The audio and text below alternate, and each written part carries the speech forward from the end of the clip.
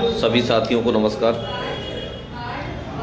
सभी पिछड़े वर्ग के साथियों को नमस्कार। एक जानकारी आप सभी लोगों के बीच में साझा करना चाहता हूं और हमारे जितने भी पिछड़ी जाति के भाई बंधु हैं इस ओर उनका ध्यान आकर्षित करना चाहता हूं कि पिछड़ी जाति के लोगों के हक अधिकारों की बात को करने के लिए राष्ट्रीय पिछड़ा वर्ग आयोग को बनाया गया। 2018 में भारतीय जनता पार्टी की सरकार ने राष्ट्रीय पिछड़ा वर्ग आयोग को संवैधानिक दर्जा दिया। उसके बाद वहाँ पे तमाम पिछड़े लोगों की शिकायतें वहाँ पर पहुँचने लगी और लोगों को न्याय भी मिलने लगा। लेकिन कई राज्यों में ये भी देखा गया कि पिछड़ा वर्ग आयोग के आदेशों की अवहेलना भी हुई। जैसा कि सर्वविदित मामला है 69,000 शिक्षक भर्ती। 69,000 शिक्षक भर्ती में राष्ट्रीय पिछड़ा वर्ग आयोग ने लगभग 4 साल पहले अपना आदेश दे दिया था कि पिछड़े वर्ग के इन अभ्यर्थियों के साथ अन्याय हुआ है, इन लोगों को नियुक्ति दी जाए। लेकिन उस आदेश का कोई पालन नहीं हुआ और ऐसे तमाम तरीके के आदेश हैं जिसका जितनी सरकारों ने, तानाशाही सरकारों ने पिछड़ा वर्ग आयोग के आदेशों का पालन करने का कोई प्रयास नहीं किया, बल्कि अवहेलना की।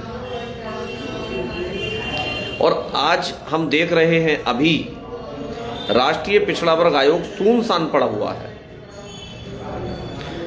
राष्ट्रीय पिछड़ा वर्ग आयोग में अध्यक्ष का पद खाली है, उपाध्यक्ष का पद खाली है, सदस्यों के पद खाली है। सिर्फ एक सदस्य बना रखा है, भुवन भूषण कमल, और सिर्फ एक सदस्य के ऊपर पूरे राष्ट्रीय पिछड़ा वर्ग आयोग को छोड़ दिया गया है। तो क्या फायदा ऐसे संवैधानिक दर्जा देने का जिसे तमाम मंचों से मोदी सरकार ने, भाजपा सरकार ने ये कहा कि हमने देखो पिछड़ों के हितों में इतना बड़ा काम कर दिया है कि संवैधानिक दर्जा दे दिया। अरे संवैधानिक दर्जा दे दिया है, ना तो आप उनके आदेशों की पालन कर रहे हो, इतने समय से अध्यक्ष का पद खाली है, उपाध्यक्ष का पद खाली है। उपाध्यक्ष का पद तो काफी लंबे समय से खाली है। आखिर क्यों उन पदों पर नियुक्ति नहीं की जा रही है? उन पदों पर क्यों सक्षम लोगों को नहीं बैठाया जा रहा है? ये सिर्फ दिखावा है। पिछड़े जाति के हितों की रक्षा करने के लिए ये सरकार रत्ती भर भी कोई अपनी जवाबदेही तय नहीं कर रही है और इसे कोई मतलब नहीं है।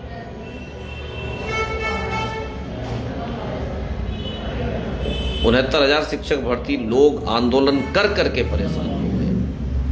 यहां तक कि हाई कोर्ट ने भी अपना आदेश दिया। सिंगल बेंच, डबल बेंच सब जगह से जीत रहे हैं। कई बार ऐसी कोई चौखट नहीं जहां जाके पिछड़े वर्ग के लोगों ने अपने माथे को नहीं पटका, लेकिन कोई न्याय कहीं से नहीं मिला क्योंकि सरकार तानाशाही है।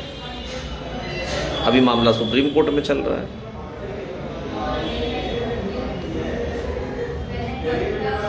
तो राष्ट्रीय पिछड़ा वर्ग आयोग में जहां पर पिछड़ी जाति के लोग अपने हक अधिकारों के लिए जा सकते थे, उसे बिल्कुल सुनसान कर दिया, खाली कर दिया। ना अध्यक्ष है, ना उपाध्यक्ष है, ना सदस्य हैं, सिर्फ एक सदस्य के सहारे सबको छोड़ दिया। मैं मांग करता हूं कि अध्यक्ष और उपाध्यक्ष और 3 सदस्यों के पदों को जल्द से जल्द। हमारे माननीय डॉक्टर लोकेश प्रजापति जी बहुत सक्षम भी हैं। उन्होंने उपाध्यक्ष के पद पर रहते हुए, पूर्व में राष्ट्रीय पिछड़ा वर्ग आयोग में उपाध्यक्ष रह चुके हैं। उपाध्यक्ष पर रहते हुए तमाम पिछड़े लोगों को उनके हक अधिकारों को दिलाने का भरसक प्रयास किया और कुछ लोगों को मिला भी। तो ऐसे मजबूत लोगों को, जिन्हें अनुभव भी है, अध्यक्ष आखिर क्यों नहीं बनाया जा रहा? बनाइए। अगर पिछड़े समाज की चिंता भारतीय जनता पार्टी को है तो पिछड़ों के हितों के अधिकारों की बात क्यों नहीं हो रही? क्यों पिछड़ी जाति के अभ्यर्थियों की मेरिट जनरल से भी ऊपर जा रही है? चीज़ें तो गड़बड़ा रही हैं। शायद इसीलिए आप जो है राष्ट्रीय पिछड़ा वर्ग आयोग को खाली पड़ा रहने दिए हो कि कोई भी अपनी बात रखने के लिए आ ना सके। बहुत गलत चीज़ है।